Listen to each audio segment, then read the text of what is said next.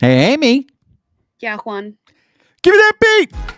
It's Baseball Shangri-La with Amie Cuevas and Juan Ramirez.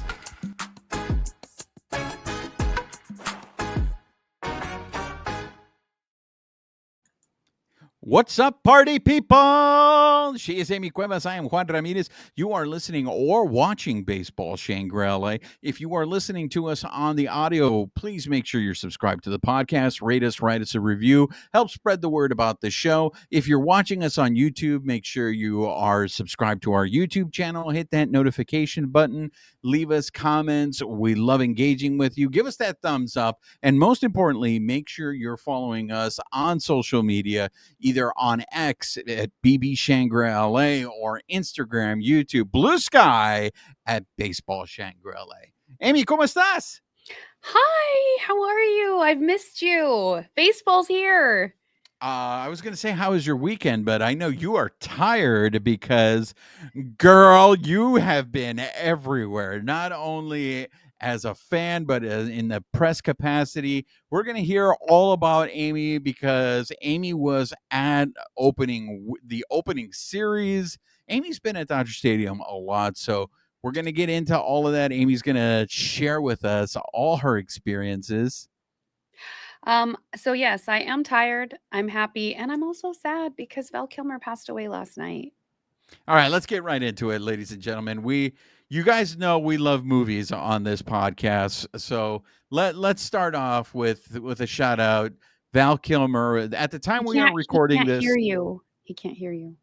this is a Wednesday night. Both Amie and I avoided the chaos, and we'll get into it. The chaos of what is Shohei Ohtani bobblehead night. So we are recording before the game tonight. But last night, breaking news: Val Kilmer passed away. Amie, like we've started doing when we've lost greats, quick tribute, your thoughts on Val Kilmer, and I would love to hear your favorite Val Kilmer movie and most underrated Val Kilmer movie. Oh man. Honestly, at first I thought it was an April Fool's joke, and I was like, this isn't funny. And then I searched it, and it was not, in fact, an April Fool's Day You know joke. what? That didn't even cross my mind. And can I just tell you, and maybe I'm just being a grumpy grump, Amie. I'm over April Fools. I just don't think people know the difference between a prank and being an asshole. Because I do feel like some jokes, some pranks are just really mean spirited, and all they do is they don't make me laugh, they just piss me off. Mhm. I didn't that it didn't even cross my mind that it was April 1st.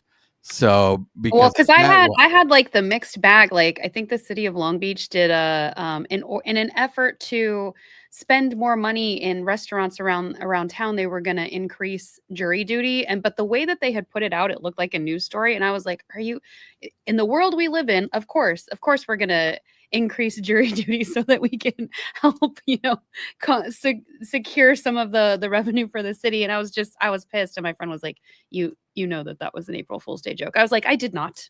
I did not. So by the time the end of the day and all of these jokes, quote unquote, were happening, when I saw that he had passed, I had to go like fact check it because I was like, you know what? I wouldn't put it past Val Kilmer to do something like that. So, favorite movie of all time with him in it, Tombstone. I mean, he has so many good ones. Like, if you go back and look at his like repertoire of movies, he was in so many, like The Saint, like, there's just 10 million. He's one of those actors that I love. Like, pretty much every movie he's in, I will watch it. I watched Tombstone last night. It literally is probably my favorite movie ever. And so rewatch that. I think underrated movie, but like kind of cult classic. I love him in Willow as Mad Mortigan. Such a great movie, and the fact that he married the gal from it, and they had some kiddos. Just like Joanne what? Wally. Yes, yeah. Wait, Whaley. Was it Whaley? Is that how it's pronounced? I think it is. Somebody will correct us. But yeah, so those are probably two that are up there. But like you could put any Val Kilmer movie on, and I you have a captive audience. What about you? Uh for me, clearly, because it's my Oh, favorite movie of all time, Heat. best Val Kilmer movie is Heat. And I look, I think he's really underappreciated in that movie. He's really good playing he's the third star in that movie. I think Mhm. he's really good in that part. A little, little known fact, if anybody hasn't heard this story yet, because it's all Michael Mann tells this story any chance he gets. But in that famous shootout scene in Heat, there is a clip where Val Kilmer is shooting and he has to reload his machine gun. They show that the army shows that clip for training purposes, and basically tells Michael Mann tells the story that 95% of you aren't going to be able to do what this actor does. And so, I mean, that's how great, Val Kilmer is in Heat. So obviously for me, and yes, you're right. I mean, Tombstone is clearly going to be up at the top of the list as well. His work, what he did in The Doors, it's probably the best part of that movie. I'm not Oh, a fan what of is it? The Doors. Salton Sea is another one that I love. Underrated. Yeah, and then Willow is one that to me, he was an actor of great range. Because even though I give you an action flick as his best performance, he was able to do fantasy like in Willow, but for me, like early on in his career, he started in comedies. For Mhm. fans of Top Secret, not only Top Secret, but there was Real Genius. He started off, you We didn't know, even talk about Top Gun, and then there's Top The Gun. Iceman. Yeah, Iceman. So because he had a comedic ability that I don't think was much appreciated, I think his most underrated performance is in a movie called Kiss Kiss Bang Bang. Have Robert you been Robert Downey Jr., with right? Robert Downey Yep, Jr.? I'll have that. Yes. I have, like, a majority of his movies on DVD, and then I rebought a lot of them on, digital or streaming. Kiss Kiss Bang Bang, I think he's hilarious. I think that whole movie is underappreciated. Not enough people have seen it, so I strongly recommend go watch Heat, go watch Tombstone, Did you see and his documentary? I think it was on I Prime a did couple years ago. I It did was see very illuminating into his life, but also who he was as an actor and how he developed too. I feel like that's it to me. It's so tragic, for him to lose his voice as an actor, and I just feel like this goes back to, other examples: Muhammad Ali, Richard Pryor. When these people get these diseases that take their voice away from them, and they're so known for their voice, that is how they express themselves. I just think that is so tragic. But I did see the documentary, so if anybody is interested in that, you should definitely check that out. But wow, man, we're getting to that point, Amy. There's No, a don't say lot of it. greats. Don't you say it. You can't There's have a it. lot of greats that are getting up in age. That I grew up watching their movies. I'm just warning all of you. When Al Pacino goes, send out a search party, but give me at least 3 days to wallow in my grief, because it's going to be rough when Pacino goes. I'm just letting you guys all know that. We'll record with you in your pajamas. You can be unkempt. It'll be fine. I appreciate. So rest in power, Val Kilmer. That was our little tribute to him before we start the show. Before we talk about Amy's experience at Dodger Stadium, we do want to address any of the comments from the comments corner? Go ahead and start us off. There was so one that I want to. It relates a little bit to an update in terms of our story about the White House and the Dodgers being invited and accepting the invitation. We do have a little bit of an update there, and that was Jack Harris reported in the L.A. Times. The players were not consulted in this decision to accept the invitation. So the Dodger organization was the one that accepted the invitation. I know Dave Roberts has said, and this was as of earlier today. I know Dave Roberts had already said he was going to go, but Dave Roberts went out of his way today to say that this is not a political, decision to go to the White House, which, look, for me, I don't know this for a fact, but I think Dave Roberts is a true company man.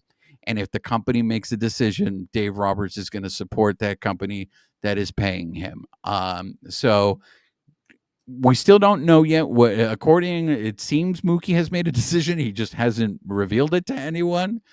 So we'll just wait and see, because that trip is coming up very soon. I believe it's next week, because the Dodgers go to Philadelphia, and then after Philadelphia, they go to Washington to play the Nacionales. That I just wanted to get that quick update in before we do the comments. Go ahead, Amie. Just a couple people, like DJ Jesse remembered talking about like how he goes to opening day in the afternoon, getting up early, getting excited, arriving at the stadium with his jersey, hat, shoes, all that stuff. So kind of in the theme of opening week, it sounds like a lot of our listeners have their own little traditions. Jose Ayala, he wears his white Dodgers jersey, and he always calls or asks for the day off ahead of time and watches the game with his family. Right there with you, Jose. When the schedule comes out in like August or September, my boss knows I'm going to be asking for opening day and the next day off. So same way, kind of going in, just making sure that, however we watch it, whether it's at the stadium, if you watch it with family, or if you just, go out on your own and watch it. I think it's awesome that we all have our little traditions. That's right. And I know I just have never been. I'll wear a jersey at the stadium. I've just never been the person to wear the jersey inside my house. I just Really? that. Yeah, that I'm just. Does it surprise you that I'm not that guy? I mean, no, that feels like that's the easiest thing to do. Like all you gotta do is just put it on and sit on your couch. Yeah, Nope. no, I just There's no effort involved. I just watch the game. I just if I go to the stadium, then I'll wear the jersey. But because I'm a heavy sweater, it all depends on what the weather's like too. If it's super hot, That's why I'm saying it would be so easy to do it at home because you're comfortable. That's why I don't always have mine on because I'm like, those things are warm. Luckily it was freezing, so jersey it was. exactly. Any other comments you want to address before we get into the opening series, Amie? Let's do it. Let's start the openings. Let's open the opening series. All right. And a pleasant good evening to you, wherever you may be. So, Amie, you were there as a fan for opening day. So, before we get into those results, please share with us, was it as crazy as it seemed? I know it was packed. How did you like the fact that they separated in terms of raising the banner on opening day and then giving them their rings the next day? Inquiring minds want to know. Tell me everything. How was the experience at the home opener for the Doyers? So they've done this thing. I think they started doing it last year, at least as far as I can remember. Maybe other people remember it differently, but they open the stadium gates and the parking gates at the same time. So usually it's like a half-hour difference. They'll open the parking gates, you drive in, then you kind of wait around in lines. This was you get in, you also go to the lines, and depending on what time it was, they let you in. So they actually let us in a little bit earlier. I got there around noon, and the gates opened at 1:10. So everybody was just kind of hanging out in their car till they let us go in. Then we waited in lines. I will say it seemed like there were less people when I arrived, because I arrived about the same time before the gates opened both days. There were less people there opening day than there were for the ring ceremony. So for me, I'd rather just combine it. I like having it all in one day and then being able to focus on baseball versus okay, got to get there for the new stuff for opening day, and then also need to make sure you get there early for the ring ceremony the next day. To me, it's overload on baseball. But wait, did I mishear you? Did you say there was more people? So there was more people there opening day than for the ring ceremony. Not crowd wise, but early. So people arriving early. Sorry, I should have clarified that a little bit better. So people arrived earlier for the ring ceremony than what I experienced for opening day. So wow, that's surprising. I feel like they would have turned opening day into an all day thing. And I feel like they did, but I think it also has to do with the start time as well. Maybe some people couldn't get off work or they didn't plan it that way, and because it was a 4:10 start, it's a little bit harder for people to get there versus the 7:10 game. I think it was a 7:10. Yeah, it was a 7:10 game on Friday for the ring ceremony. So the ring ceremony was supposed to start around 6-ish. The lines for the team store were insane. I sent you that picture just to get into the stadium. The minute I got in, I hopped into line and went to go grab my gold World Series hat, got in line, also found a sparkly hat. So I got them both. But the lines wrapped around the store. And by the time I got out, I was in there for forever. The line had already snaked out of the store, moved around like where they usually have that World Series ring in the right field like entrance area, and then it was already snaking towards like where they have the taqueria with the like the churros, like I think closer to Shake Shack. It was already kind of snaking that way. So people waiting in line to get their Dodgers gear. So curious if any of our listeners were there. Did you guys get anything? Did you guys wait in the lines? How long did you wait? Because it was See, this is again another difference between you and I in terms of fans. Getting that gold Dodger hat or getting a gold jersey, not interested at all on my part. I really am not. I went to my niece's baby shower this past weekend, and her baby daddy's family are huge Dodger fans, and they were all wearing the gold Dodger hats. They all like all their Dodger stuff had the World Series merch on it and all that stuff. And for me, I'm just like, I'm good. I'm gonna stick to my Clayton Kershaw Dodger hat that looks like it's 500 years old because I'm a heavy sweater, and anytime I go out, it sweats and it ruins the a hat. little sweaty. There is a place around near my house that they do clean hats, so I am tempted to take it there and see. I'm a little concerned that once they clean the hat, it's going to Take a test hat first. Okay, exactly, right? Because what like sometimes they clean the hat and it's like all deformed, and it's like, oh man, I might as well just get a new hat. Just get a new hat. I think for me, like the hat is like usually I'll do like a baseball or like a hat. Like if I'm gonna buy a jersey, if I'm gonna spend that much money, like it's gotta be something super meaningful. So like I appreciate that other people wanted the gold jerseys for me, and I won't wear it because like you, I'm very selective when I wear it because by the time summer gets here, I won't get to wear mine very often. Like I'm just gonna overheat. So the hat is like my happy medium, but it just represents, I guess, the feeling of the stadium for me. So me and my best friend, we both got the gold LA hats the last time we won the World Series. So for me, it was just If kind you of a love continuation. I gold. love everything gold. Actually, I don't. I'm a silver girl, but we'll make exceptions. So let me get this straight. So the lines for merch were ridiculous. What about the lines for food? They actually weren't that so if when you first get in there, if you prioritize that, that's usually that's any game. Obviously, for a bigger game, the lines are going to be even more. So you like if you prioritize that, get in line first, do that. I mean, they were like I went in, I got a churro right away. So, I had to get my rally one just to make sure, committing to helping us win. It wasn't as stale as before, so. But they did have that on the reserve level. They have that Dodger Dogs height converter. So this is where I like end up walking around the stadium once I like get my stuff, get my food or whatever. And so it was just more wandering. And I am 26 and a half-ish hot dogs tall. So we're gonna have to have a little photo up there the next time you're there with me. You guys all know me. I like to eat before I go to the stadium. There are so many wonderful taquerias around Dodger Stadium, and I just don't think the food at Dodger Stadium is very good. Oh no, Uh, I had my Jersey Mike's. I just needed to get my churro.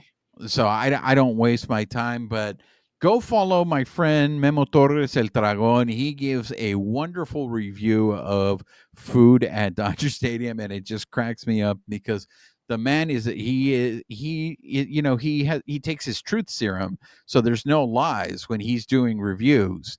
And he says out loud what I've been saying, but he just has a much larger audience. The LA taqueria that they have inside the stadium. So he ordered the tacos al pastor, and this was his review, and I loved it. He eats the tacos al pastor, and he goes, "Hey man, the tacos al pastor suck." And that's pretty much how I feel about all the tacos at Dodger Stadium.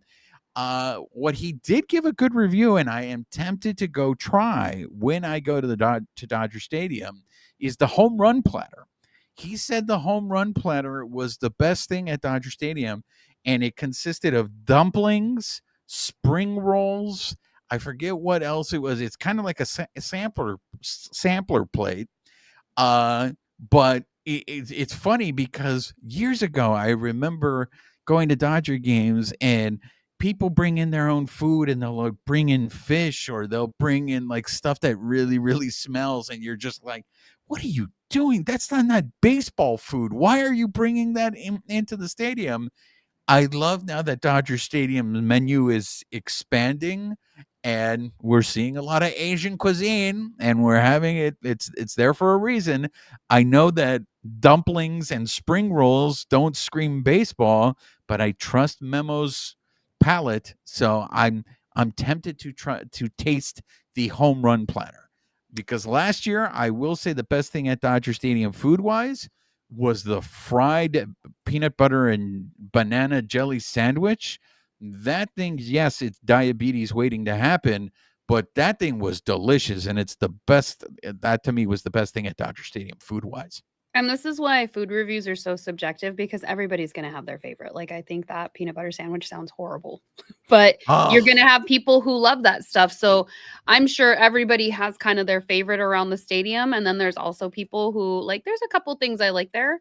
But for me, sometimes it's just health reasons, even like I'm going to grab like a sandwich or bring a salad or something.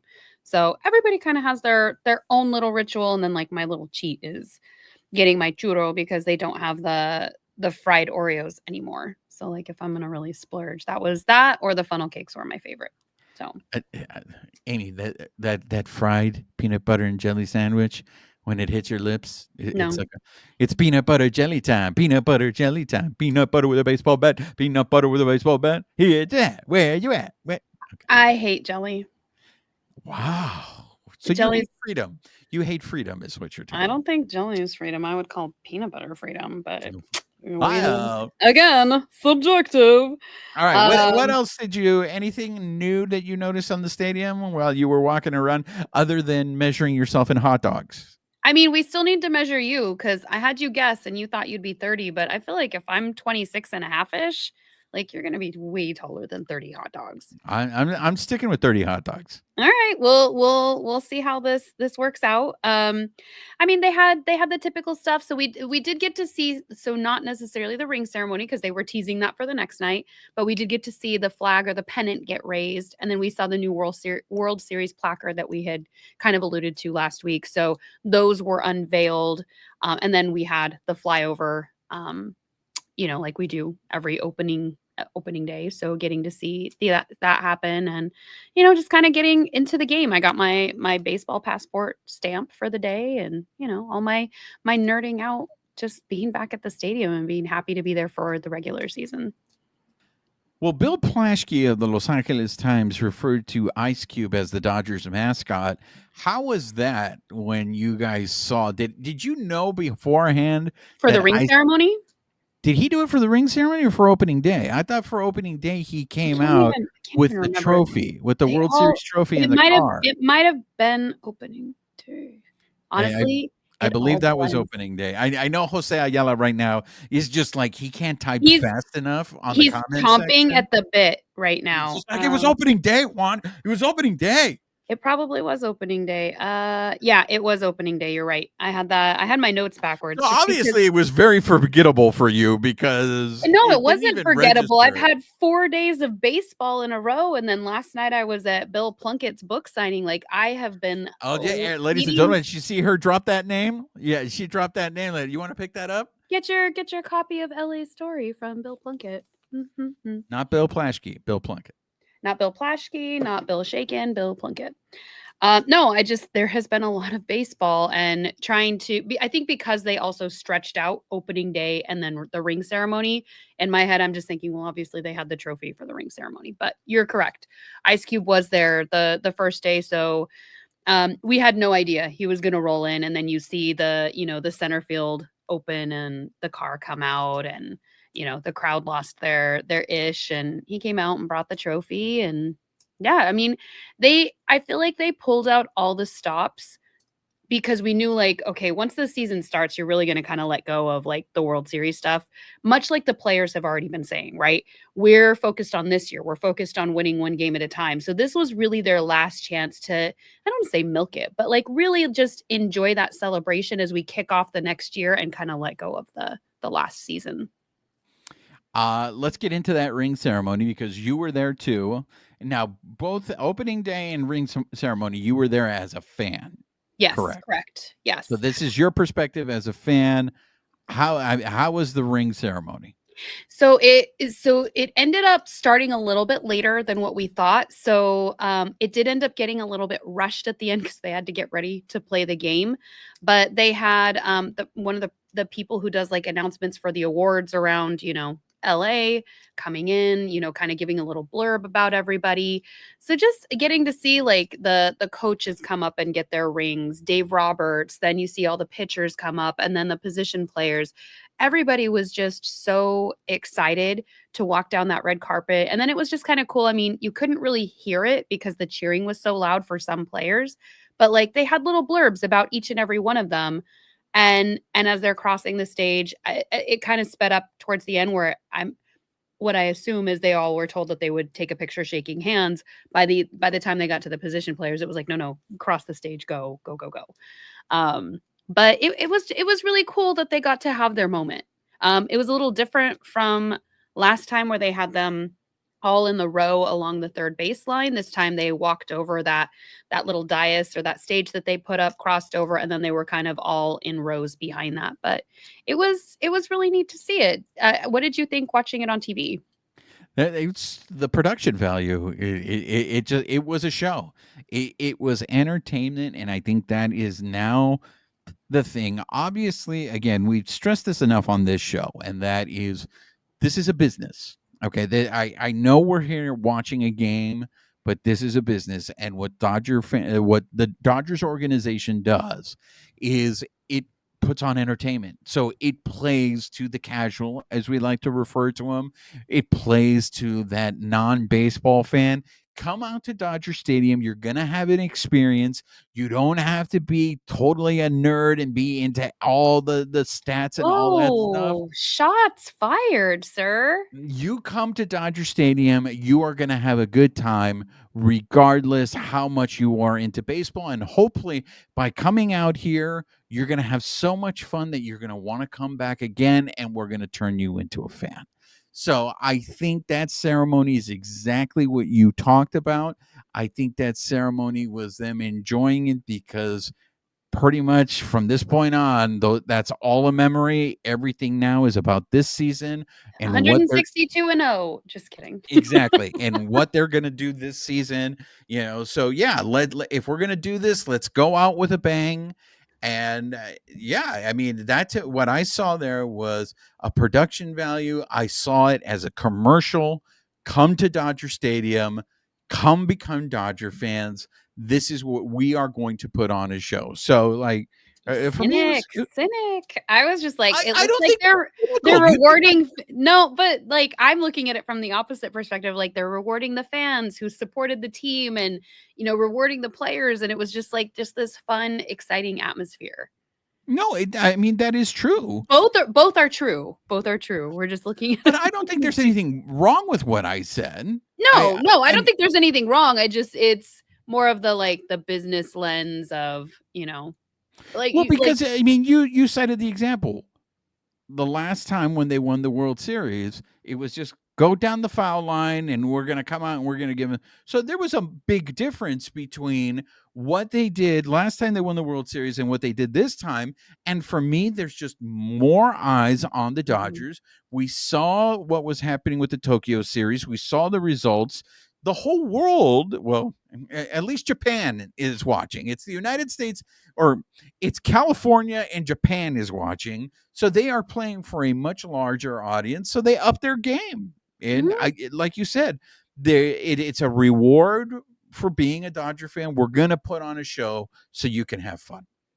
And I think you can see that with some of the stuff around the stadium. Like I didn't see all the new things like the little batting cages and stuff that you can do underneath. But when I did walk in, I was looking for that baseball card booth that I had seen on social media.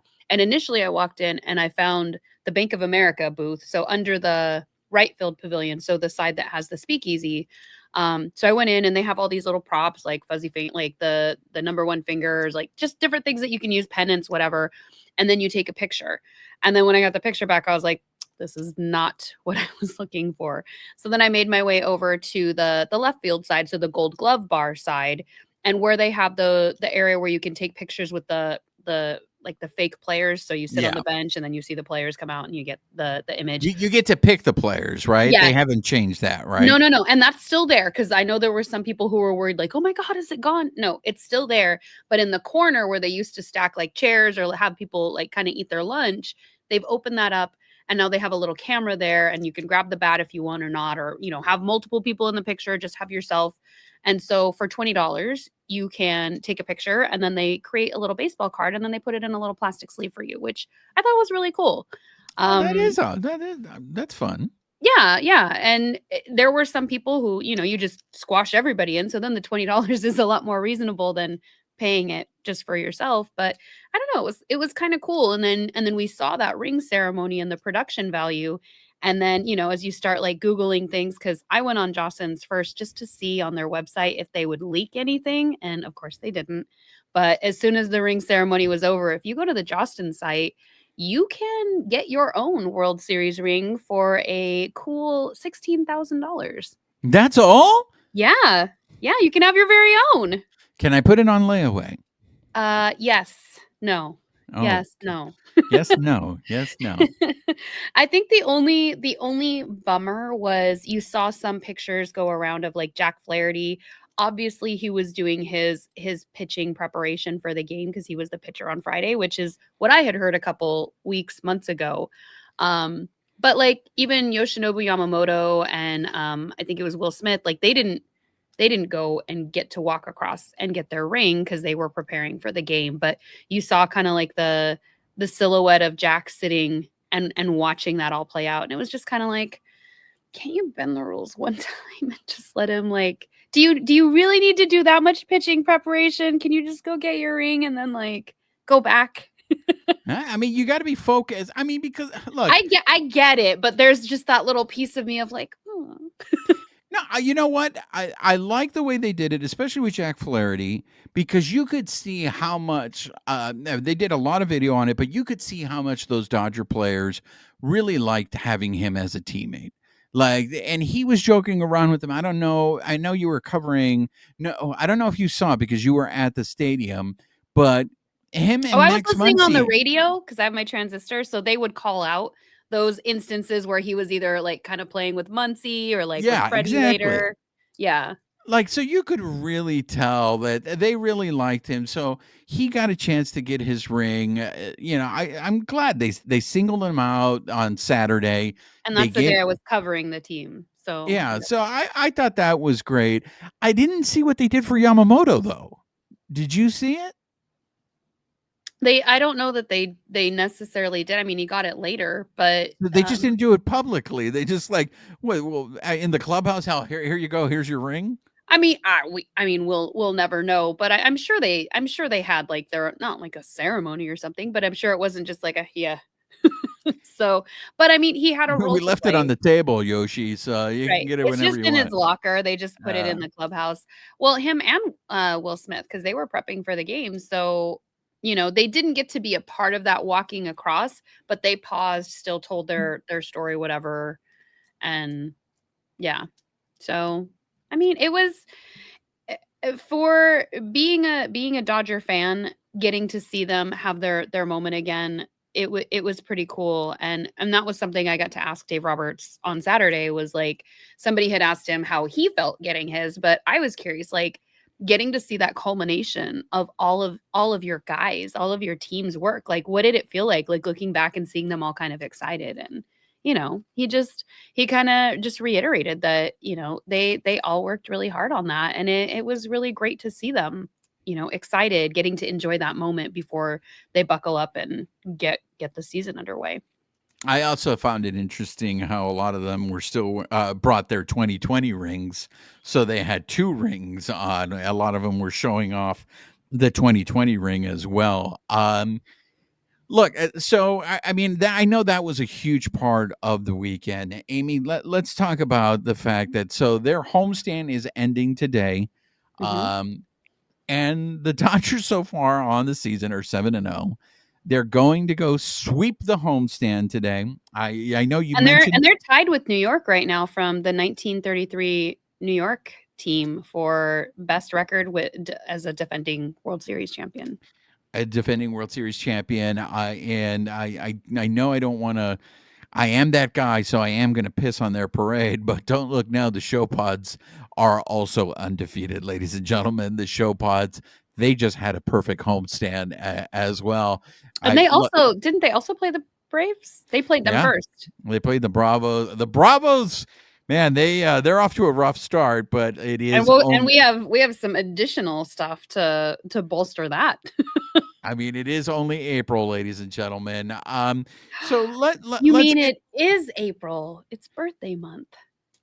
let's start off with the actual games, Amie. And look, when your team is undefeated, I mean, what can you really say? But I want to start with my cool. We're gonna call this segment. This segment. What are we gonna call this segment? I mean, like I did. No, not. Oops, I did it again. What can we call this? And be like, I don't know. Are you Prince of Darknessing? No, What we are we got to trying come to up with accomplish? a name of the segment where I get proven wrong again because I'm the one. If you remember last week, I'm the one that said, "Hey, maybe they should put Mookie on the IL, give him a chance to regain, gain his weight back, get back into the swing of things." And then Mookie, of course, must have heard the show or watched the show because Right. Mookie put on a show this weekend, and he continues to in this Bravo series. I don't know anything about baseball, Amie, because clearly Mookie just came out there and Mookie's fine. He Mookie has 3 dominated. home runs already on the season. So I guess what I would say is we don't need to call it a segment on the show. Just remember when you're sending me texts that say, "Here we go." Just have that moment of like, "Shh, what if we calmate." call it Yahweh?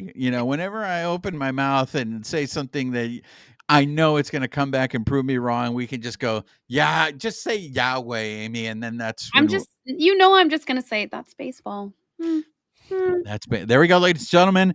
At the 37 mark, we have our first That's Baseball. But look, that's great that he's off to the start that he is off to. Hopefully, this means he is healthy because Amie, again, I can't say this enough. I think the only thing we have to worry about this Dodger team is health, and we got a reminder of that because I don't think it happened while you were covering the team, but the Federico It Freeman. was later that day, so it wasn't Oh, like it we was. So were. you were there. No.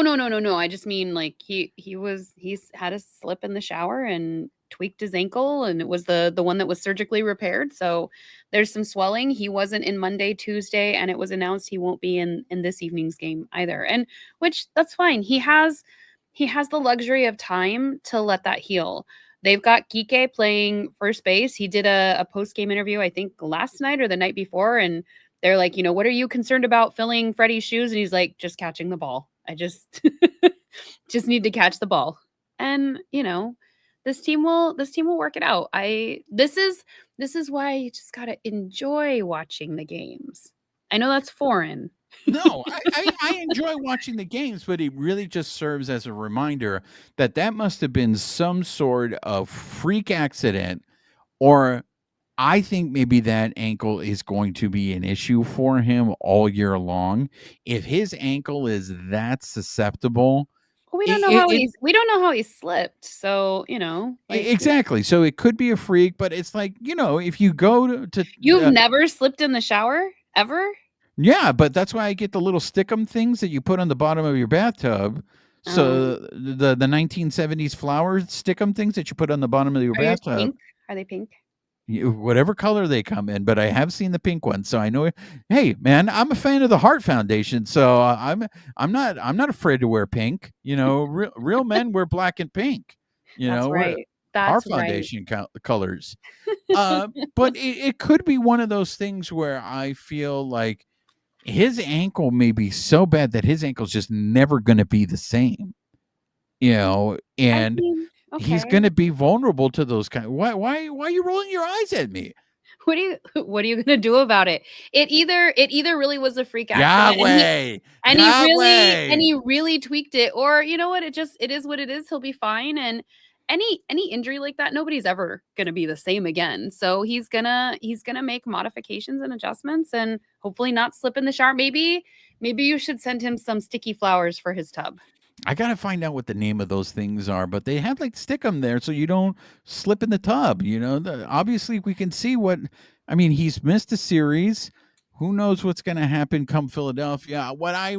I just don't want to see this happen, Amie. Where come towards the end of the year, end of the season, it's another freak thing. He steps on it wrong, and he's going to have to go through the hell that he went through last year to play in the playoffs again. Shh, calmate. You can't do anything about it. He's gonna do his best to keep his ankle safe, and if it does, we'll deal with it.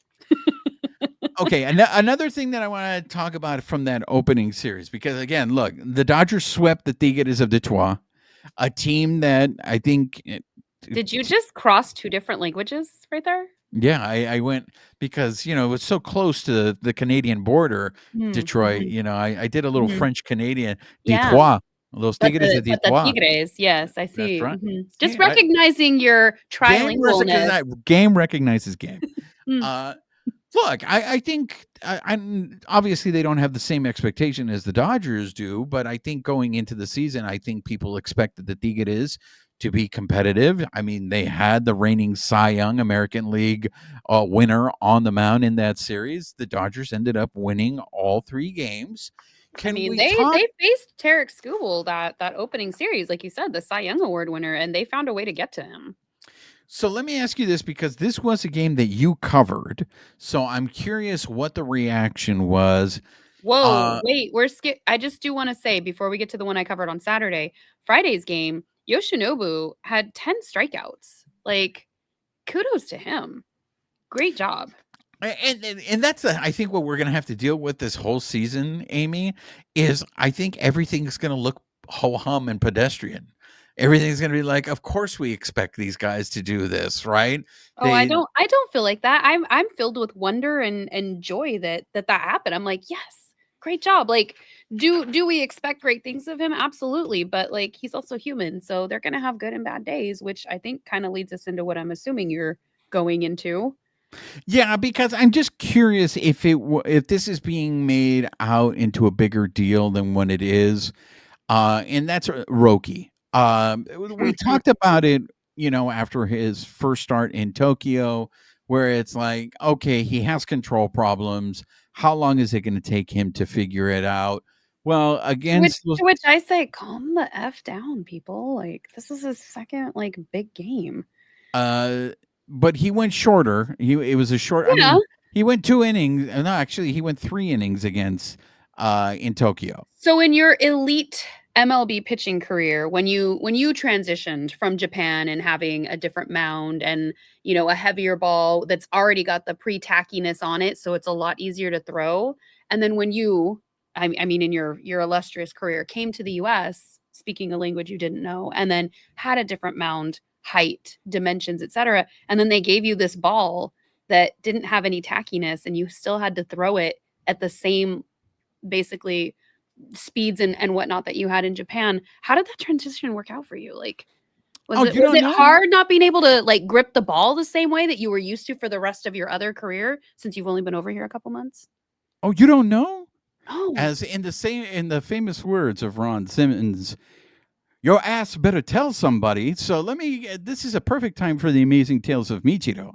When yeah. I came, I made my debut. I pitched a doubleheader, 18 innings, and shut them out. And you're still in the league? How did that No, injury I had to happen? retire because 'Cause obviously I blew out my oh, shoulder. yeah, so maybe Double headers, probably not a great thing to. Exactly, but my team needed me, so I stepped up. Look, this is the reason why, and we talked about this in the last episode, Amy. I was surprised that Tyler Glass now was basically penciled in as the fourth starter to start the season. Now, I don't know that the Dodgers anticipated Roki having this much of a control problem, but obviously you got Tony Gonsolin, who is rehabbing. Both him and Evan Phillips have already started their rehab, I think. And I know a lot of people are already projecting that once Gonsolin is ready, he'll probably come up and they're going to send Roki down to work on this control. But I mean, they might, or they might, maybe they piggyback him and they move other people around. Like, I feel like, again, this is my personal opinion. I also think the way that they structured the opening day roster also is for the benefit of the timing of, we do need to have somewhat of a 6-day-ish rotation so that we don't injure Roki, Yamamoto, etc. So what we see now, I don't know that it's necessarily set in stone once we get past all these weird days, Tokyo versus Freeway Series versus starting this out and then random days off. I think some of that was modified. So where people are concerned, like, well, how come Tyler Glasnow didn't pitch earlier? He's more of an ace than Roki. I think it really, in my opinion, comes down to the timing and how does it benefit the entire pitching staff until they have to legitimately go to that 6-man rotation. Because right now they don't have to do that. They've got the luxury of time. I also think he didn't go very long in Saturday's game, and we saw his frustration. I think that's going to happen, though. He came here with the intention of bettering himself and learning more, and he doesn't have the same tenure and accolades that Yamamoto had because Yamamoto was in the league longer. So that was the part of the reason for his jump to the MLB was to learn more. So for me, I'm just like, keep trucking along, guy. Like, you're going to do what you're going to do. They're going to keep an eye on him. If they think that it's an issue, then yeah, they probably will send him down to the minors. But if they think that they can hone him up here and it's not going to hinder the team and the winning record, he does have some learning to do, and it's going to happen either here or in the minors. So that frustration that you mentioned is what I want to talk about, because it appeared from the camera angle that he was getting emotional. His eyes were tearing up in the dugout once he was pulled from that game. And there were reports that came out that was one of the concerns when he played in Japan, was that Roki was, they were concerned in terms of his emotional makeup. So let me ask you this, Amie. For me, I know, because we live in a world of toxic masculinity, that when we do see someone, for lack of a better word, crying, we obviously associate some sort of weakness. But I remember when early on in Kobe Bryant's career, when they got eliminated from the playoffs, he was sitting on the bench crying openly, like you saw tears coming out of his eyes, crying. And I don't remember anybody questioning Kobe's intestinal fortitude. So I don't think anybody has made I did see some articles written about it, but I don't think it was made into a big deal that Roki was this. But social media has. Okay, so that's what I want to get into. But I also, like, shouldn't that just be indicative of how, like you said it, like how much he cares? Like, he wants to be good. So because his desire of being good is so great, it triggers this emotion in him and he allows it to be. Is that necessarily a bad thing? Or is that getting in the way of him making progress? Like, is he his own worst enemy? No, absolutely not. If I could roll my eyes all the way to the back of my head right now, I absolutely would, because I think this is such a non-story.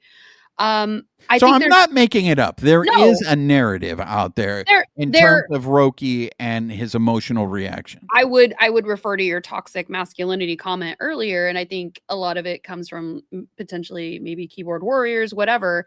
To me, this is such a non-story, because and this is what I mean when I say there's so many factors at play. As a photographer, I could take 10 different pictures of you right now in succession, I could find the worst one and I could build a whole narrative around that. You And lie. You lie. There is no worst one if you oh, take 10 pictures oh, of me. no, There is I no would take worst the one. worst of the 10 pictures. Obviously, of you, there would be no horrible picture. Thank you. But ranking wise, there would have to be one bad one. So, but my point is, and we see this all the time with paparazzi in Hollywood, whatever.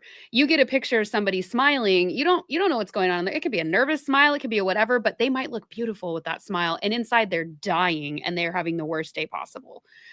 To me, it's just, my point is, you can create any kind of narrative you want out of a single two-dimensional picture. We did see some emotion on his face. Maybe it was fleeting. There are people that are talking about, like, well, if he was going to cry, why didn't he go? Why did he even come back up? And he did try to go back into the clubhouse. Dave Roberts brought him back up again. Difference in culture, difference in how we treat the situation. Learning moment for him. He knows, no, you need to come up here and support your team.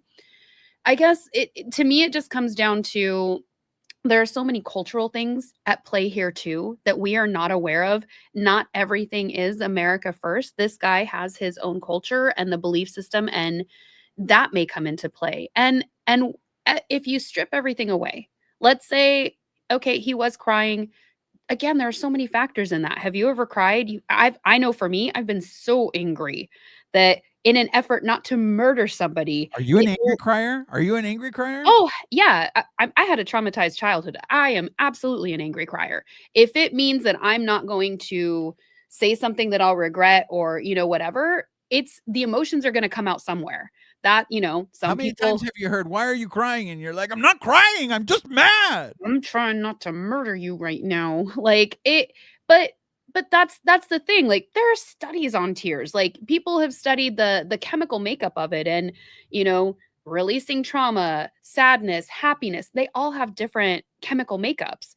So whether he was frustrated and crying, he was angry and crying, he was sad and crying, who cares? The whole thing, like, who cares? Let him have his moment. You see people That's a who just, really good Kenley Jansen impression, by the way, that you got down. who cares? Yeah, that was Who his answer to everything when he was getting blown up. But where's the lie? You see guys who are, driving Ubers who just made the team, the catcher for the Yankees, he calls his mother and they're both crying on the phone. That's a moving moment and everybody's accepting of that. This guy has a rough day and maybe a tear leaked out, like, who cares? How is that impacting your life? Did he want to pitch better? Probably. Did he? Not that day, but he has a chance to improve. And this is the stuff, like I said, if I could roll my eyes into the back of my head, at the end of the day, who cares? Like, why does it matter? Why is this even a narrative? I will say this. When I saw the people making the comments, and I saw in particular the picture that they used with him on the top of the dugout, the first thing that ran through my head is, as a kid, I always was told, ¿Por qué estás llorando? A ver, ven acá para que te dé una razón para que llores. Meaning, why are you crying? Oh, come over here, so I'll give you a reason to cry. Yep. Oh, yeah. Right? That was a staple in my childhood. Exactly. Come over here. I'll give you a reason to cry. So, And that's not necessarily a good path, though. Like, if he needs to get that emotion out, let him get the emotion out, whatever it is. I just think it serves as a really good reminder to everybody that I know everybody is expecting so much out of this kid, and this is all expectations that we put on this. It's not like this kid came out there saying, I'm going to do this. He wasn't talking smack. Without him pitching one game in Major League Baseball, everybody was already saying, oh, he's just going to dominate. He's going to, and he may. I mean, go back and look at the start of Clayton Kershaw's career, where he had control problems. Who was perfect the first time they got out there and tried Paul something? Skeens. Yeah, Paul Skeens. And still people are already starting to knock him. Well, we don't even know what his sophomore year is going to look like. Oh, he might go through the slump. Everybody's got, like, this is the part of baseball that I loathe. And I will, you know what, however you guys want to watch baseball, enjoy it however you do. But for me, I don't want to, I don't like bringing that negativity in. I want to come here and I want to enjoy it. This is my happy place. If you want to knock players or overanalyze it to the point where you're not enjoying, maybe that is how you enjoy the game. I don't know. We enjoy the game very differently then.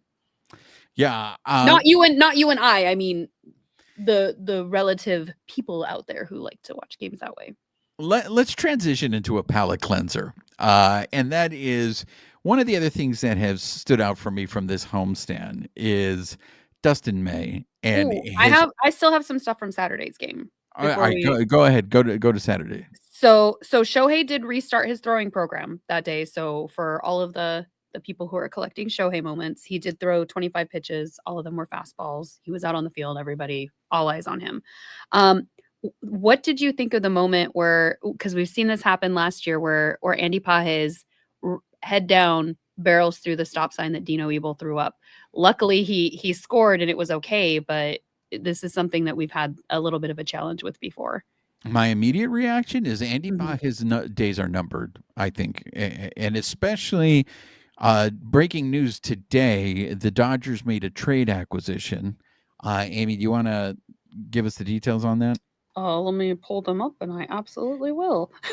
Well, basically, the Dodgers made a trade. They got a player. Go ahead. So they got outfielder Estieri Ruiz from the A's in exchange for right-handed pitcher Carlos Duran, which I'm a little bummed about because he was the one that I saw on the field at spring training. He would throw balls over the fence that he signed for little kids, and they throw their empty unsigned ones back over. And so, like, just a cute little moment. So kind of bummed he's gone. So clearly, I think because again, I don't think anybody has won that center field position. Clearly, the Dodgers, at least at this point in the season, are going by center field or by committee. Mhm. So when someone repeatedly makes the same mistakes, That's the challenge for me. Like, yes, learn from it. You're going to make mistakes, but this is one we've seen before. and I'm without even seeing it, I already know what the narrative is. This happens way too much, and it's going to come to a point where it's going to cost them in a huge moment. But the fact that they traded for Ruiz now, from everything we heard, and I know Sonia Chen of MLB, she covered the Athletics during Mhm. that season that Ruiz actually played a full season in Major League Baseball. And according to Sonia Chen, yeah, he's great. If he gets on base, he's going to steal. I mean, he had over 60 stolen bases that year. In The issue, 2023. Mhm. according to Sonia Chen, is defensively he's and with the bat, it's like So You're for like, "Can me, you mash them together?" and that's where everybody I think is going to sit there. They look at this and be like, "Oh, can the Dodgers fix him again?" Not everybody that comes to the Dodgers can be fixed. Go ahead and Thor is Exhibit A for me. Every time you say that, I think of you being there for his last. Saddest Christmas ever. Saddest Yeah. Christmas ever. But I'm just saying. They clearly, I think the reason why they picked him up is they are looking at their outfield and in particular center field. And I think they're still trying to figure it out because we may see James Outman up here rather sooner than later, depending on how he does in the minor leagues. But Mhm. it's going to be the same issue. Like, can you go ahead and do it? So for me, the Andy Pages thing is how much longer can you give this guy? I know it's only his second season, but when you're constantly making the same type of mistakes, I think you have to ask yourself, what's happening? Why are you not getting this? And to see the frustration on Dino Ebel's face. And again, like, I don't want to take anything away from the player. Like, this would be so hard to play on this large of a stage, especially this is his sophomore year. Like, again, mistakes are going to happen, but when you see like the physical reaction from Dino Ebel, and it's just like, oh, like it's almost like, okay, how do we get this through to you? Like, these are the muscle memory things that we need you to focus on so that when the other things go awry in the game, we can at least count on the fundamentals. So aside from the Ruiz thing, we have to remind everybody, Hae-Sung Kim is in the minors. Mhm. And that's a guy that they were looking to play him in the outfield as well, aside from second base. If Hae-Sung Kim gets called up and let's say we start seeing him at second, Maybe Tommy Edman is going to spend more time out in center field. Well, and when Freddie comes back, you've got Kike who plays center field as well. So you can platoon out there. You've got quite a few people who can go there, which is what you brought up before the season started, that log jam that we have at center field once we get that position more solidified. It's center field by committee, Amie. And if I'm Bacchus, I mean, if Bacchus doesn't have the Dodgers' attention now, that I really have to start scratching my head going, bro, this is just happening way too much. What else do you got? Last thing was just more of a kind of a theme on last year where just they intentionally walked Shohei and then Teo said, hold my beer, doubled and brought him in.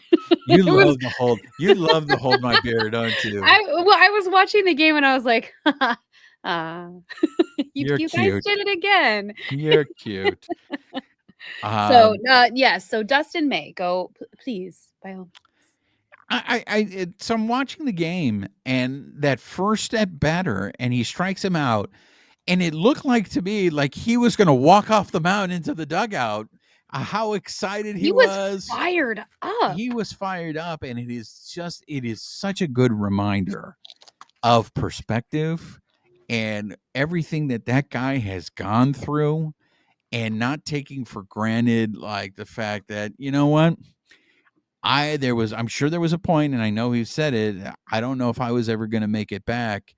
And well, did you hear the backstage Dodgers? Had he waited 4 more hours, if his wife had not pushed him to go to the emergency room, it would have gone downhill really quickly. Yeah, and that's a wake up call for, especially the world we live in. Like, so, I mean, I'm guilty of this. Like, it's probably just a cold. I'm fine. And it's like, I'm not going to go in. And for something like that, he's eating a salad. You don't think, wow, this could really like rip into my esophagus. And we almost lost him altogether.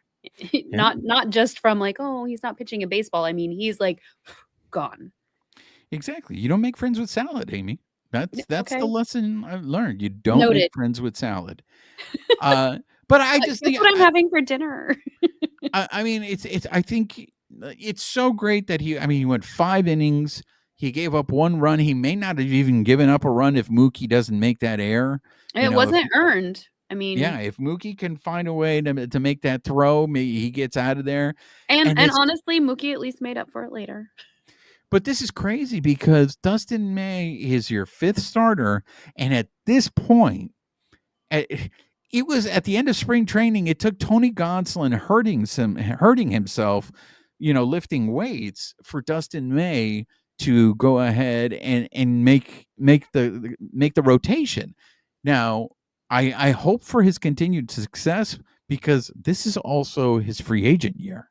Mm-hmm. After this year, Dustin May is a free agent. So if Dustin May can stay healthy and the movement on his pitches, Amie, is ridiculous.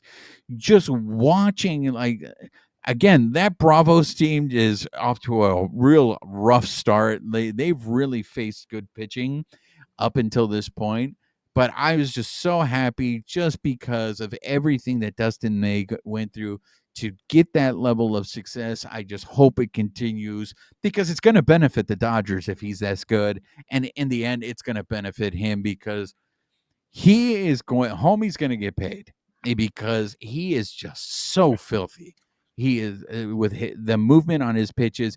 It's kind of like I feel like the same way with Blake Trinan in the sense where these guys throw the ball and I don't think they know where it's going because there's just so much movement on it. But not a Joe Kelly way of throwing the ball.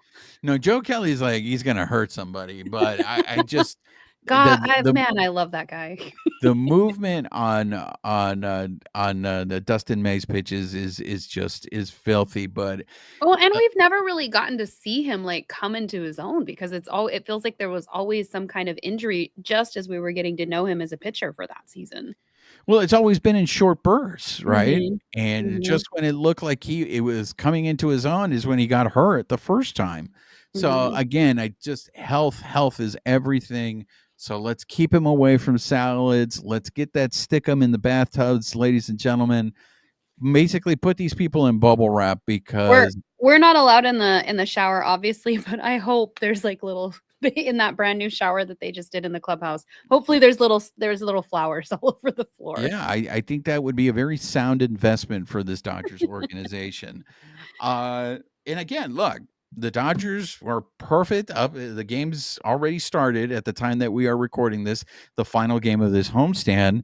Amie, anything else that you want to cover from the homestand, or any other player updates that you have? Not off the top of my head. I'm trying to go through all my pages here. I did miss last night's game. I saw pieces of it when I was at the brewery for the book talk, but I went back home and rescored the game because I'm a nerd, as you mentioned earlier. Look, this homestand had everything. I mean, the pitching was good enough on the days that the offense wasn't scoring. On Mhm. days where the pitching wasn't so hot, the offense picked them up. I mean, this is Yeah, that 7-3 game on Saturday. Like these guys are just I think they're finding themselves as the season is starting, but like how they all gel with each other too. Because obviously we've got some new guys on the team. You've got Conforto who's, making his way in. Edmonds now settling in after just, being there for the half of the season that he was there. So just all of these guys kind of factoring in. And then obviously we're seeing a lot of movement in the lineup every night. Shohei and Mookie have been pretty much like mainstays at the top, but as we're seeing Freddie, leave and come back in, we're seeing Teoscar move around, Will Smith, Max Muncy, like we're seeing all these guys move. Tommy Edman was hitting, I think, second for a minute there too. Like we're seeing how they fit together, and I think it's so interesting. Just 7 games in, I'm really excited for this season. absolutely. Let's segue it real quick. Since we're talking about opening day, Amie, did you see that story that I sent you about how MLB TV crashed on opening day? So I saw what you sent me, and while I was at the ballpark, just randomly kind of scrolling through like between innings, I had seen somebody, they had a legitimate picture of their laptop with, you see all kinds of like Instagram people or social media people, they'll stream a game live on their site. They're watching the game that way, and then you see their like actual monitor or whatever with the spinning wheel of death. And it's like, wow, opening day, really? Oh. Look, I know not everybody had a problem, because I know there were some people that are like, "Oh, my MLB TV is working fine." My thing is this: they have opted out of the deal with ESPN, and it is obvious. We have games on Apple TV. We And have ESPN was a little shocked by Manfred's statements that have come out, like, in recent weeks. right. So the only reason why this, to me, even like got my attention was, like I said, they have games on Apple TV. They have games on Peacock. It looks like the future is streaming. So if that is the future, you better figure it out, because you cannot be having this where, if because look, for me, yeah, I would love to get MLB TV, and you can do this now. Spectrum, the Dodger games are available through MLB TV through the Spectrum, right? Now, what I don't know yet, and I got to look into this, or maybe Amie, or maybe our listeners, our viewers, if the blackout still applies. I can't imagine that it would apply if you get the Spectrum package through MLB TV. So to me, this is still like, I just saw the article on this like a week or so ago, and it feels like it's still so new. I'm not sure what the kinks in that are yet. I imagine that there's not going to be blackouts because you are paying. I think there was either like a $30 monthly rate or like a almost $200 annual or something like that. But I mean, I can't imagine you'd be paying locally for that to then not get the games. Exactly. So But you know what? I've been wrong before. So they need to figure this out. They can't have that happen again. You can't, and it's not on your opening biggest, day. exactly, your Like, biggest day of the season. You cannot. That sounded like what Netflix had when they were doing the football. Was it the football? No. What was the first sporting event that they did live? I think it if it might have wasn't been. baseball, I'm not gonna know. I think it was the boxing match. I think it was the Tyson fight that they were having the Oh, buffering the issues. sad one? Yeah, the sad one. Oh. And it's just like, come on, Major League Baseball, get your act together. You can't. you can't have this happening. So I I feel s- bad for all the people who experience that too when like we talked about, not everybody goes to the ballpark or lives near enough or has the means to go to the ballpark. So if you are looking forward to watching it at home and that's what you get, like I mean, I've had that happen with buffering before where I'm on my phone like just trying to catch somebody else's stream just to watch it and I'm watching their camera on a TV. And in a pinch, I'll take it. But like that's not how you want to watch opening day. Absolutely not. All right, let's go around the horn. Let's go around Major League Baseball with some stories that caught our attention, Amy. I think Well, there's one story that you want to talk about because I know it made a lot of Dodger fans happy. The number it's of Dodger Braves fans adjacent. the number of Dodger fans that were celebrating this kind of surprised me, but go ahead, Amy. So celebrating it? Oh, I didn't realize that was happening. Oh, So it yeah, I felt like all the Dodger fan reactions that I saw on social media, these people were like celebrating this. But tell the story and then I'll share what let's I not put saw. the cart before the horse. Yeah. Let's let everybody in on it. So, on Monday, Jurickson Profar was suspended for 80 games. I really hope this is the story you were talking about because this is going to be really awkward if it's not. Yes, it is. That is the story. So he was suspended for 80 games for a PED violation, so the performance enhancing drugs. He made a statement on Monday, and the gist of it is that he tested positive for a banned substance this offseason. He's deeply passionate about the game and loves nothing more to compete with his teammates and to be a fan favorite, which I thought was interesting. And then he apologized to the Braves organization, his teammates, fans. He says he's been tested throughout his career and even 8 times last season, and he's never tested positive. He says he would never willingly take a banned substance, so he takes full responsibility, accepts the MLB decision. He is devastated, but he would never knowingly do anything to cheat. So this is what I saw. I saw a bunch of Mr. Irrelevant, relevant Oh, yes, the Will conversations Smith. now, and I'm Mhm. just like, a part of me is like, every time they wanted to bring it up, I wanted to respond, and he was like, that was Will Smith talking smack, right? And I get it. Profar is not innocent in any of this. I know that Profar really rubs everyone the wrong way. And I was at the game where he was instigating the Dodger fans who started throwing the baseball on the field. So look, he is not innocent in any of this, and he got caught. He got busted. He was cheating. He was using a substance. But it just killed me about how happy Dodger fans were that he got busted. And for me, when it comes to these things, I could care less. But I just say this: whenever I see a player get busted, I always worry. "Oh, I hope a Dodger doesn't get busted next.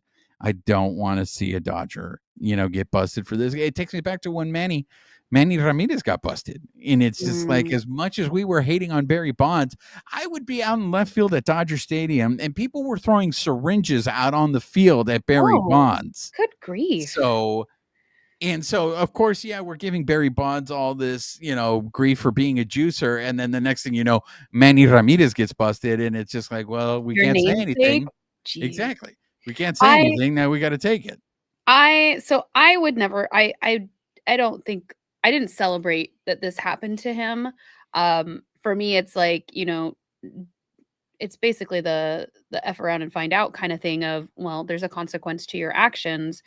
Um, I guess he's not one of my favorite players, but I would never celebrate his downfall just because like that sucks. Like he did a thing probably to be better. I think I've seen some people actually post like what his stats were, the previous year to last year, and there was a bump. I haven't done my own research on it to verify how Well, accurate the he had a information. career year last year. He had a career year last year, and the other thing, Amy, But if he's saying he got tested 8 times last year, I'm not saying he didn't do it, but like to me it's just interesting that if he got tested 8 times last year and didn't pop, but he also had a banner year, like where does it factor in at time-wise? look, you're a semi-pro detective because I know you watch, you I watch love murder my shows. I love my true crime, my podcasts and my documentaries. You watch your That's murder shows, so I that's know that's you're. Hillary, Wendy, Jessica, our true crime little pack. So Detective Cuevas, let's turn this into a Detective Cuevas segment. Am I wrong? Am I being paranoid, Detective Cuevas? Am I reading too much into it where it's like, what's going on in San Diego? So Tatis got busted and Mm. he got suspended. No, he had ringworm. So Profar goes and joins the show pods, and now he gets busted. I Are only you say saying this. it's in the water? Yeah, look, go back to when Canseco, the godfather, so to speak, of the steroid era. When he went to Toronto, all of a sudden there were even take it before Toronto. If you go to Texas, when he was on the Rangers, there were all these players that all of a sudden, Rafael Palmeiro, you go to Toronto, a lot of Roger Clemens all of a sudden turns his career around. It seems like where Canseco went, all of a sudden these players discovered steroids.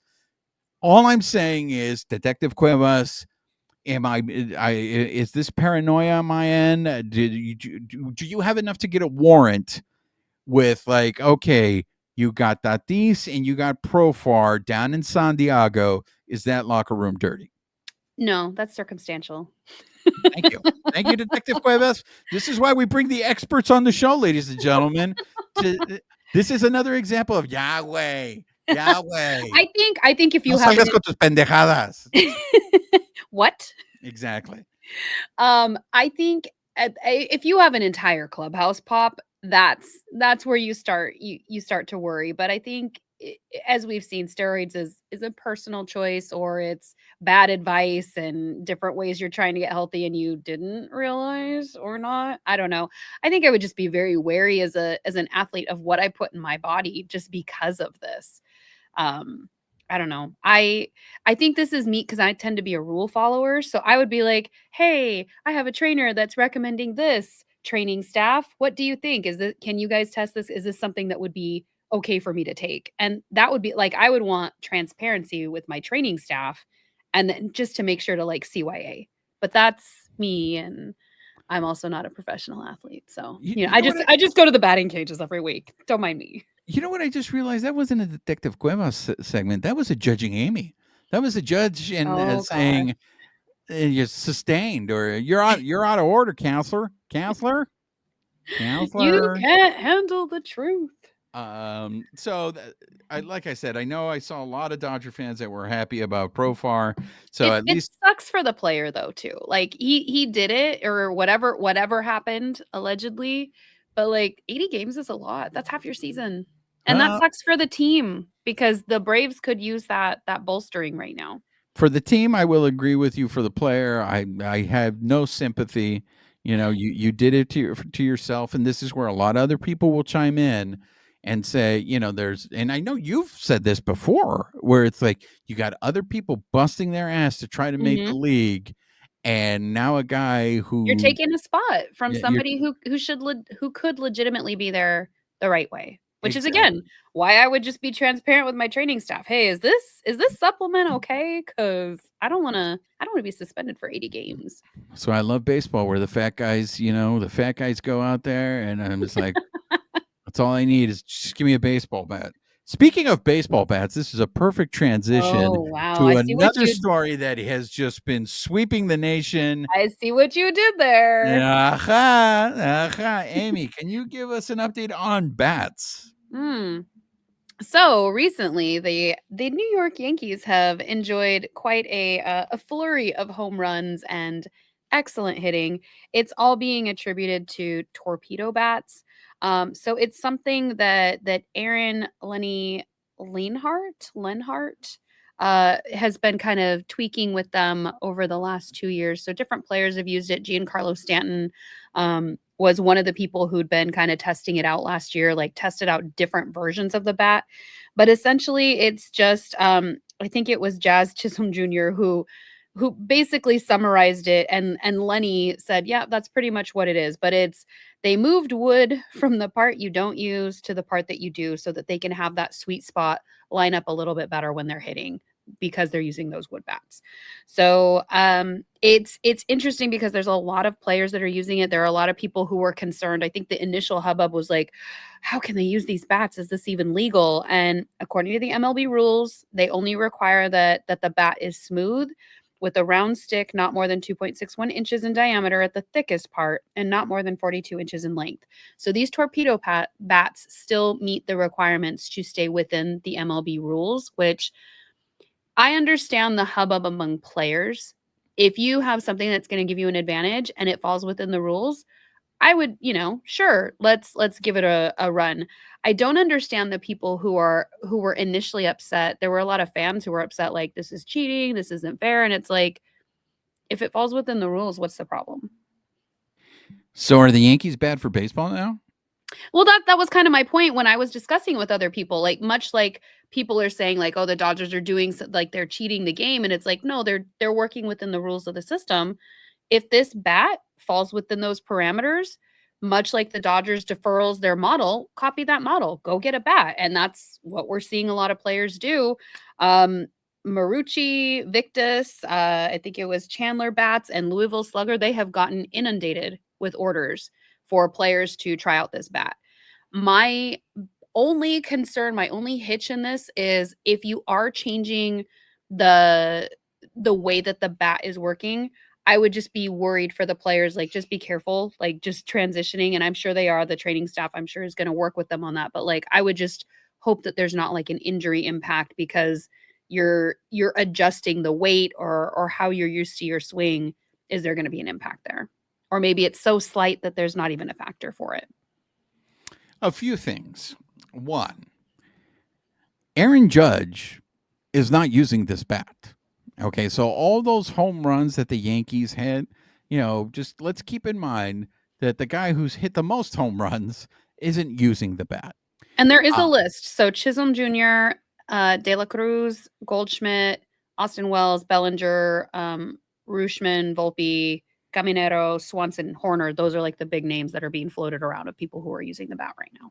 And Ellie De La Cruz of the Rojos did have a big game. So my first statement is this.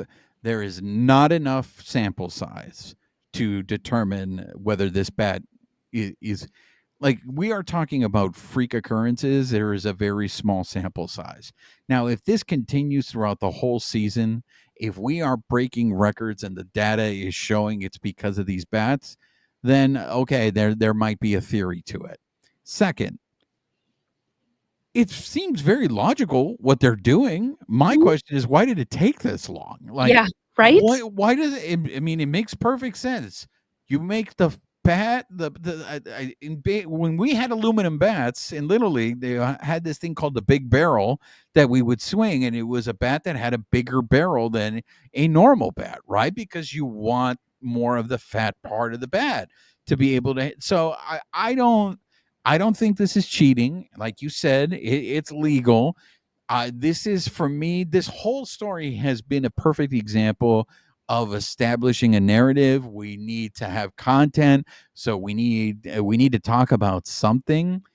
My compadre, who is and people have been using these over the last couple of years, so it's not like they just got introduced last week. So to be clear, these have been in use.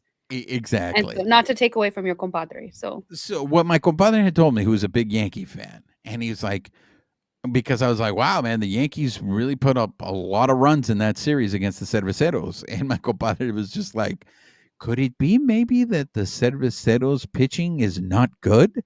And maybe that's why they gave up so many runs? I'm like, yeah, you're absolutely right. Either that, and as my compadre says, Federico Freeman broke Nestor Cortes because Nestor Cortes gave up 3 home runs back to back to back, one pitch each. Like to his old team.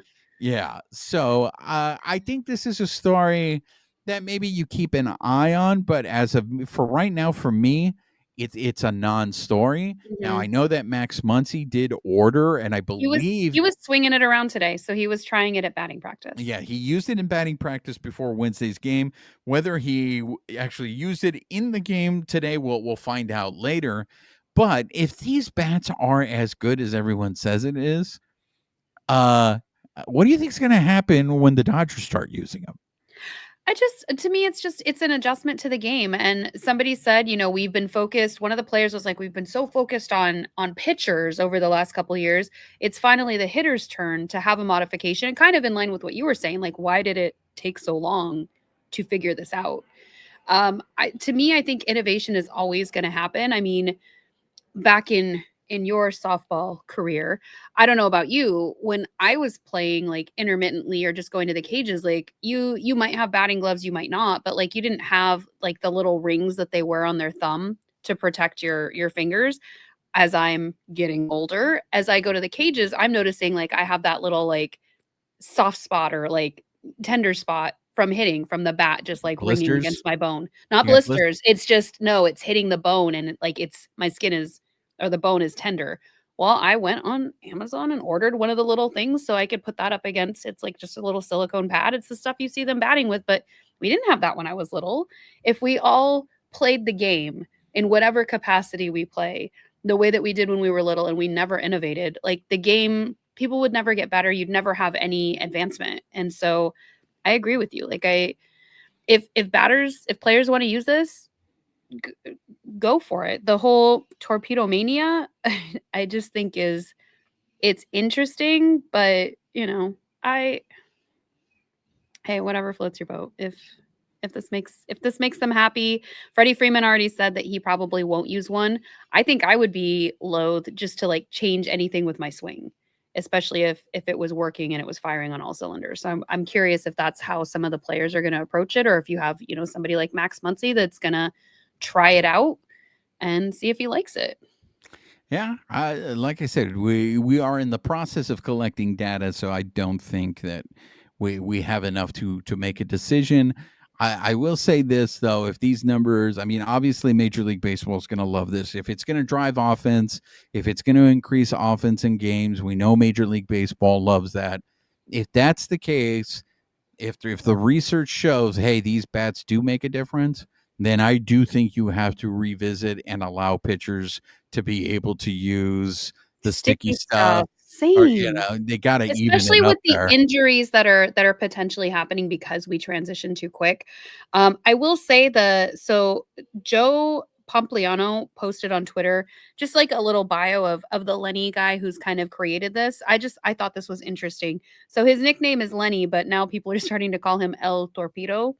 But he earned his PhD from MIT. He worked on a NASA funded research team. He was a physics professor at Michigan for 7 years. And then he left academics at 40 years old to pursue a baseball career. So he started at Dawson Community College in Montana. Then he moved on to the New York Yankees minor league coaching system. And then he moved to the big club. And he was responsible for bridging the gap between the analytics department and players by translating the complex analytical data into actionable insights.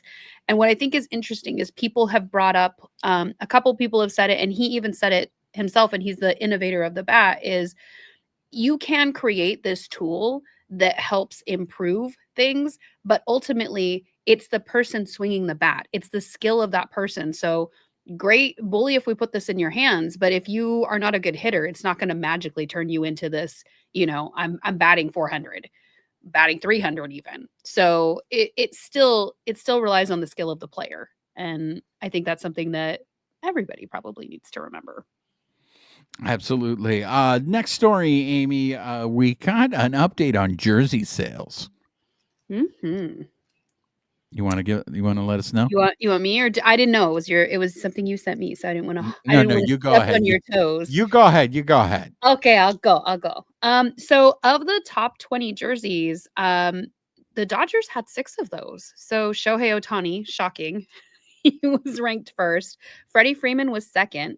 Mookie Betts was ranked fourth. And then Yoshinobu Yamamoto topped out at 10th. And then you also had like honorable mentions. Clayton Kershaw was 11th and Kike Hernandez was 16th. So out of the top 20, you've got 6 Dodgers, which is, I think, pretty amazing. When you sent me that story, I was astounded. There were a few surprises for me on there. And now, mind you, these jersey sales are tracked from the end of the World Series till now. So Federico Freeman being number 2 did surprise me. But then when I saw that it was based after the World Series, this is a perfect example of how Federico Freeman's life has now changed for the rest of his life. And I know they interviewed Kirk Gibson Kirk Gibson was in town because he's a broadcaster for the Tigres. Yes, go ahead. He also, that was the other thing I forgot to mention about opening day. He threw out the first pitch to Freddie Freeman. They surprised fans and kept that under wraps. Yeah, they did a really good job. That what I thought was really cool. But Gibson has said he's like he doesn't realize how much his life has changed because people are going to talk about that Freddie Freeman home run the same way they talk about that Kirk Gibson home run. And for me, Federico Freeman has become now the way that these jersey sales to me is proof that Federico has become a hero here in Los Angeles. And while I think he's still going to go into the Hall of Fame as a member of the Bravos, this is going to make it. This gives me pause that he might contemplate going in with a Dodger hat. How much of a hero and celebrated. We've seen it with the murals. You know, how much of a hero he really has become now in Los Angeles. And you can see it there with the jersey sales. The Clayton Kershaw one surprises me in terms of how high that is. And now it could be a factor of people see the writing on the wall. He's not going to be around much longer. Let me get my Kershaw jersey. The nostalgia factor. And even for Freddie, his bobblehead, actually, if you go look up tickets online, his exceeded the ticket cost for Shohei for his bobblehead. Really? I did not know that. Freddie had the most, right now, he has the most expensive ticket for his bobblehead, which will be on Friday, April 11th at Dodger Stadium. So it'll be that iconic Statue of Liberty pose with the bat.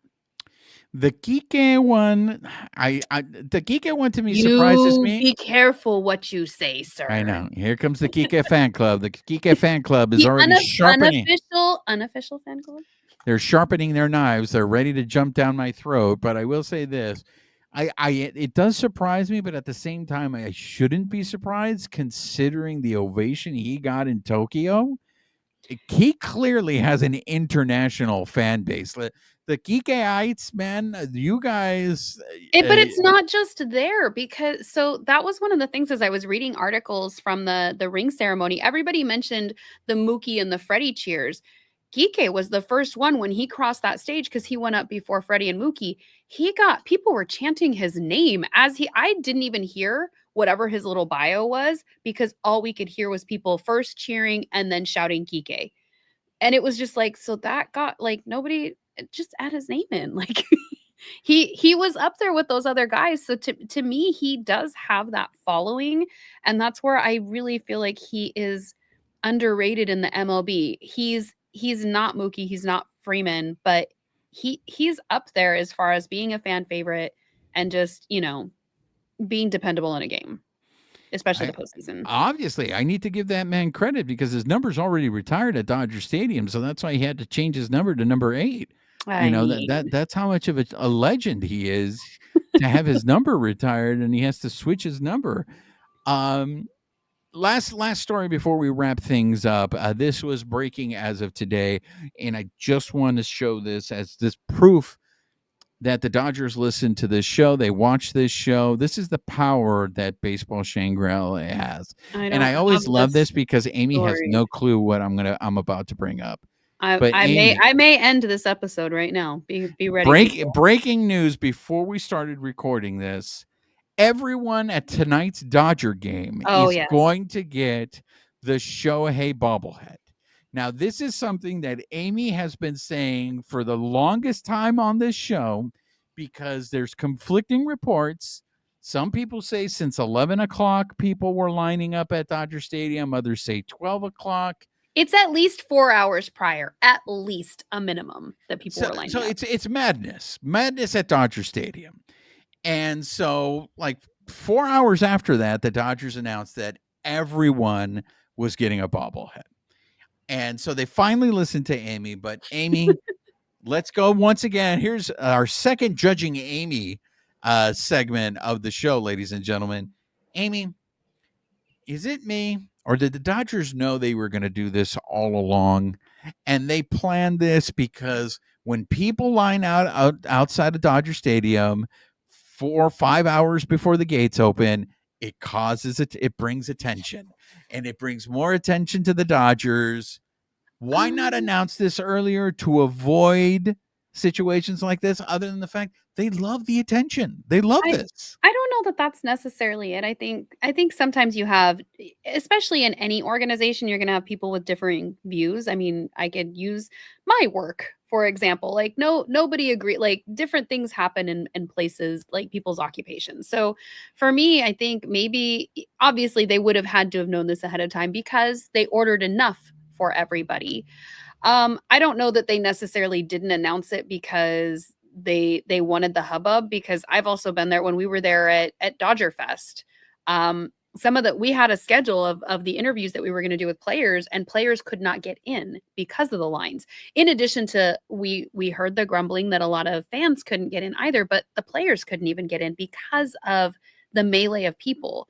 So I don't know that they necessarily relish it. I think maybe it was just a communication challenge, and maybe going forward this is what they'll do on Shohei nights. I hope it does get communicated earlier, because all those people who did wait in line, that is unfortunate that, okay, well, we were all going to get one anyway. I think that if you announce it earlier, it alleviates the traffic ingress to the stadium, the pile up. It makes sure that everybody can safely get there and get to their seat, and you don't have people who are having to potentially take off work just to get there if they're going to get it anyway. So, I mean, I think with the following the Dodgers have, knowing that they're going to have sellouts most nights, I think in this case, like, that's the smart decision to do. So I'm glad that they are starting that. I just hope it gets announced sooner, or, hey, these are the games where everybody's going to get one. Don't worry. The Dodgers clearly watch and listen to Baseball Shangri-La.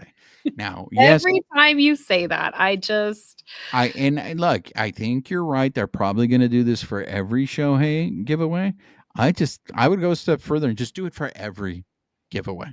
Just give it for every giveaway to you're going to avoid have everything happier that you said. fans. Yeah. Like, I why mean, would you want to upset a fan anyways who comes out there to watch the game and they don't get a giveaway? well, and it's typically what, another 12,000, 13,000 giveaways, and we do see those throughout the year, because those are things that they give away in other situations. So if you order an additional, let's say 13,000, you've got happy, safe fans. It is advertising because they do have sponsors, so that's another 12,000 people wearing that hoodie, having that bobblehead wherever. Whatever that giveaway is, it's more advertising. So if you were a team where you had shaky attendance, I could see, like, Sorry. those potatoes. Oh, papas mollo, papas mollo. But if you're a stadium where you're not going to have that consistency in your fan base, then yes, absolutely. Hey, the first 40,000 people, whatever. But in this case, with the amount of not just fans and not casuals, but tourists who are coming to the stadium, like, it just makes sense. Just give everybody one. Like, you're going to see the return on it, because I mean, what did we have attendance? Every single game I think was above 50,000 this last couple games. So you didn't have anything drop. Yeah, absolutely. Look, all I heard is the Dodgers listen and watch to baseball. Watch Baseball Shangri-La. That's all I heard. Of course you did. That's going to do it for this show. Amie, any last words? Rest in peace, Val Kilmer. That's right. Go watch Heat, ladies and gentlemen. And Tombstone and Kiss Kiss Bang Bang. So that's going to do it for this episode. For those of you that have been listening on the audio portion, please make sure you're subscribed to the podcast. Rate us, write us a review, help spread the word. Tell everybody, come join the party. If you're watching us on YouTube, make sure you're subscribed to our YouTube channel. Hit that thumbs up. Give us a hit that notification button. Leave us comments. We love hearing from you. And most importantly, make sure you're following us on social media, on X at BB Shangri-La, on Instagram, YouTube, and Bluesky at Baseball Shangri-La. She is Amie Cuevas. I am Juan Ramirez. Nos despedimos con un beso. Amie, say goodbye to the people. Tommy Edman just hit a home run. Goodbye, people.